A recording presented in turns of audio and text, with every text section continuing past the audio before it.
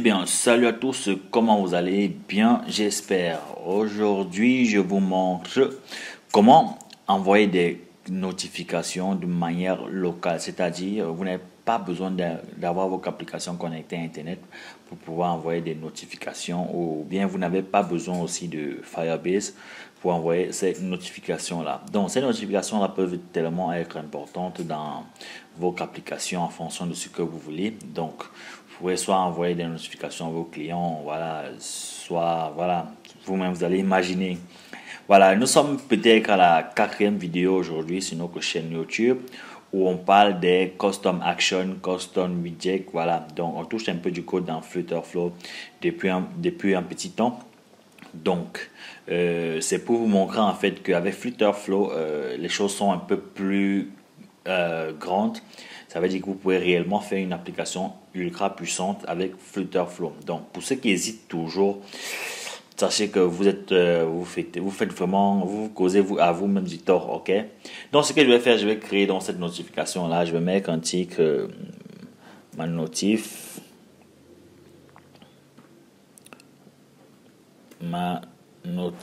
par exemple, et je vais mettre une description là.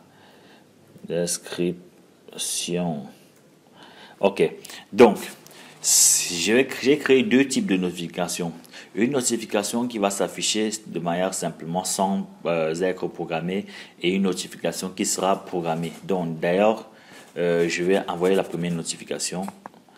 Vous voyez que une fois que je clique là, le bruit apparaît et puis il y a ma notif ici qui s'affiche là et description. Maintenant, je peux aussi programmer une notification, par exemple là, je vais la programmer voilà, à 30 exactement là. Ok, vous voyez que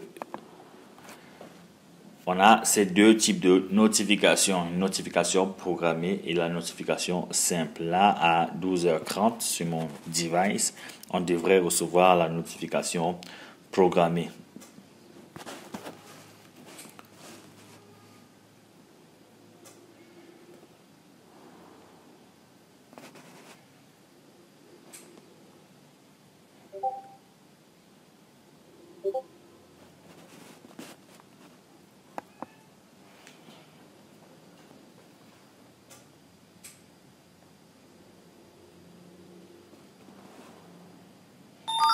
Voilà, notre notification programmée est bien arrivée à 12h30. Ok, donc je vous montre tout de suite de comment j'ai fait cela.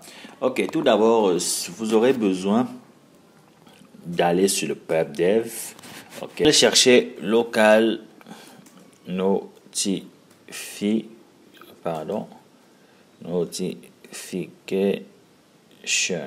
Ok, vous allez chercher le package local notification. Voici ce package là ici.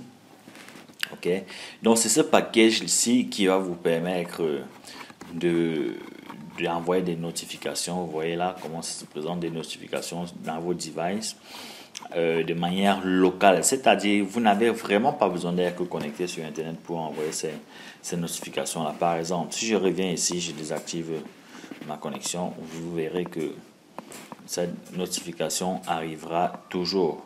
Vous avez vu, elle arrive toujours.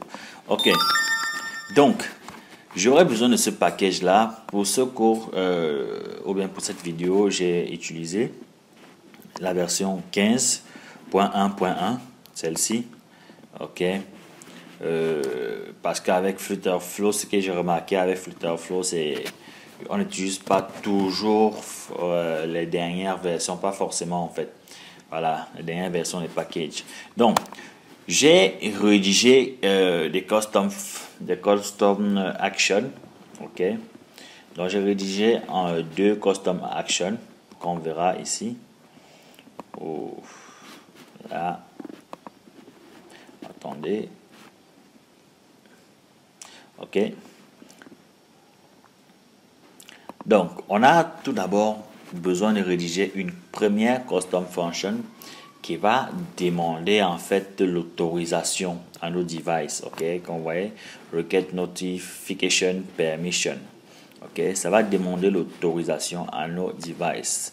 Donc c'est une custom action qui va s'exécuter de manière automatique. Ok, quand l'application s'initialisera.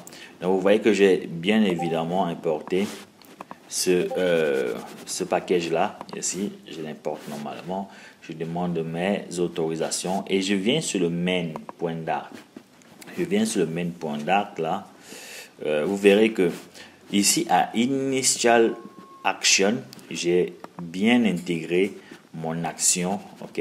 Donc je peux la supprimer si vous voulez. J'ai bien intégré mon action Request Notification Permission, ok. Donc je demande la permission là et je l'intègre. Je sauvegarde tout simplement. Ça c'est la première fonction. Donc je laisserai le code en description, ok. Je laisserai le code en description. Vous aurez la possibilité de bien voir ça. Et en deuxième, j'ai fait la première notification qui va s'exécuter sans être programmée, ok. Je vous laisserai aussi le lien en description. J'ai eu besoin de créer deux variables, une pour le titre et une pour le contenu de notre description. Donc la custom action, elle est là, elle est assez simple. Je vais vous la laisser en description aussi. Voilà. Et j'ai eu aussi besoin de créer une troisième action, ok, pour celle des actions programmées, là. Donc vous voyez que en plus des deux variables que j'ai créé aussi une autre variable time, ok, que j'ai créé tout simplement. Voici la custom action qui a été rédigée. Elle n'est pas assez courte parce qu'en réalité, si vous revenez dans la documentation peut effrayer un peu parce que non seulement elle est d'abord longue, elle est longue et vous ne saurez réellement pas quoi faire du coup, ok. Donc c'est assez simple, mais vous ne saurez réellement pas quoi faire du coup si vous n'êtes pas vraiment développeur. Déjà, si vous n'êtes pas développeur de base. Donc ici, c'est déjà assez réduit, ok, c'est vraiment réduit et vous pourrez normalement utiliser ça. Donc je vous laisse aussi le code ci dans la description. Comment est-ce que j'ai utilisé ces actions là? J'ai créé d'abord tout simplement les champs pour pouvoir interagir déjà, pour pouvoir envoyer d'abord ces valeurs là. Ici j'ai créé quoi? Une custom. Je viens ici, tout simplement, j'ai créé une custom action. Dans ma custom action, pour ceux qui ne connaissent pas, je peux juste simplement, et je viens ici tout simplement, custom action.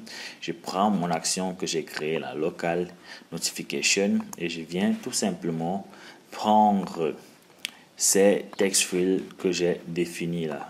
Et le text field contenu ici. Tout simplement, ce n'est que ça que j'ai à faire. Et ici, tout simplement, j'ai fait la même chose, mais en ajoutant le temps. Ok. En ajoutant le temps, j'ai choisi un format qui va nous envoyer le jour et le mois, par exemple, et l'heure. Ok. Heure, minute. Ok. Tout simplement. Tout assez simple. Et dans mon package, si je reviens sur ma custom action là, j'ai aussi utilisé un deuxième package qui s'appelle Time Zone, ok, qui va nous permettre vraiment d'interagir avec le vrai temps en fonction de notre fuseau horaire. Voilà, donc c'est ce deuxième package que j'ai utilisé ici. Si vous pouvez aussi rechercher ça, vous pouvez chercher ça aussi dans PubDev, ça s'appelle Time Zone. Ici on n'aura pas vraiment, voilà, je mets Time Zone, vous verrez. Pardon. Ok, voici le package que j'ai utilisé. Donc, en fait, cette vidéo, c'est juste pour vous montrer la force de Flutterflow, vous montrer comment ça se développe bien, comment ça fonctionne bien. Et pour ceux qui ont encore des petites retenues en fonction avec Flutterflow, sur la puissance en fait de Flutterflow, des applications que vous pouvez développer, juste pour vous dire que arrêtez de paniquer ou bien arrêter les préjugés et lancez-vous tout simplement. Voilà. Et n'oubliez pas que pour tester l'application, vous aurez besoin d'un device physique, ok, car en réalité ça va utiliser vraiment ces fonctionnalités pures natives là. Ok, donc merci d'avoir suivi cette vidéo et on se retrouve à la prochaine pour une nouvelle vidéo encore plus palpitante. Merci.